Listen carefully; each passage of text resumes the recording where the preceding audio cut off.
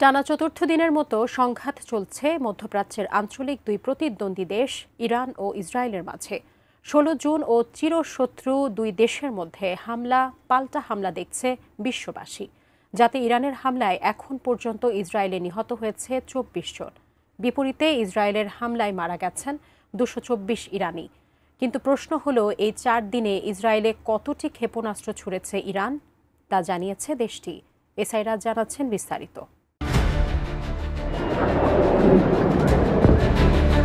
ইরানের ভয়াবহ ব্যালিস্টিক ক্ষেপণাস্ত্র হামলায় কাঁপছে ইসরায়েল। নেতানিয়াহু ভাবতেই পারেনি নিজেদের হামলার জবাব এভাবে দেবে তেহরান। একের পর এক চালানো হামলার ধ্বংসস্তূপ দেখে বোঝার উপায় নেই এটা কি গাজা নাকি তেল আবিব।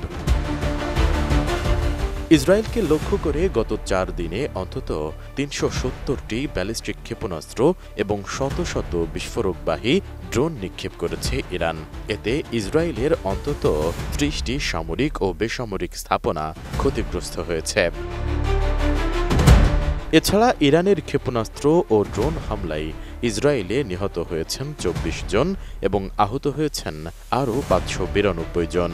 আহতদের মধ্যে অন্তত ১০ জনের অবস্থা আশঙ্কাজনক। সোমবার ইসরায়েলের প্রধানমন্ত্রী বেনিয়ামিন নেতানিয়াহুর সদর দপ্তর থেকে প্রকাশ করা এক বিবৃতিতে এ তথ্য জানানো হয়। RICL TMX, যুগের পর যুগ স্থাপনা থাকে মজবুত। এদিকে ইরানের বিরুদ্ধে লড়াইয়ে আন্তর্জাতিক সম্প্রদায়ের কাছে সহায়তা চেয়েছে ইসরায়েল। ১৬ জুন ভোরে ইসরায়েলের একটি তেল পরিশোধনাগারে আঘাত হানে ইরান। এছাড়া দেশটির মধ্যাঞ্চলেও ইরানের হামলায় কয়েকজন হতাহত হন। ইরানি একটি মিসাইল মধ্য ইসরায়েলের পেতাহ টিকভা শহরের একটি ভবনে সরাসরি আঘাত হানায় সেখানে আগুন ধরে যায়।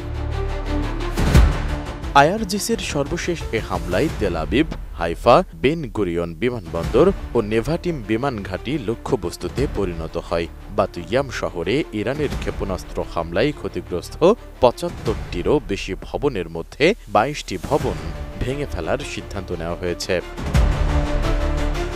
অন্যদিকে ইরানের কোম শহরের ৩০ কিলোমিটার উত্তর পূর্বাঞ্চলে অবস্থিত ফোর্দো পরমাণু কেন্দ্রে বিস্ফোরণের শব্দ শোনা গেছে।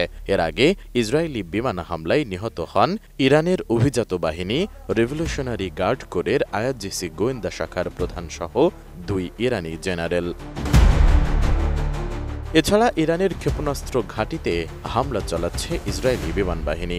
এক বিবৃতিতে আইডিএফ বলেছে, তারা ইরানের কেন্দ্রীয় অঞ্চলের ভূমি থেকে উৎক্ষেপণযোগ্য ক্ষেপণাস্ত্র ঘাঁটিতে আক্রমণ চালাচ্ছে। এরই মধ্যে হামলা না থামালে ইসরায়েলকে আরও কঠোর জবাব দেওয়া হবে বলে সতর্ক করেছেন ইরানের প্রেসিডেন্ট মাসুদ পেজেশকিয়ান। ইরাকের প্রধানমন্ত্রীর সঙ্গে টেলিফোনে আলাপকালে তিনি একথা বলেন। ইসরায়েল হামলা অব্যাহত রাখলে মধ্যপ্রাচ্যের অন্যান্য দেশগুলোর নিরাপত্তাও ঝুঁকির মুখে পড়তে পারে বলে মন্তব্য করেছেন ইরানের প্রেসিডেন্ট। এসআই রাজ, ডেস্ক রিপোর্ট, এটিএন নিউজ।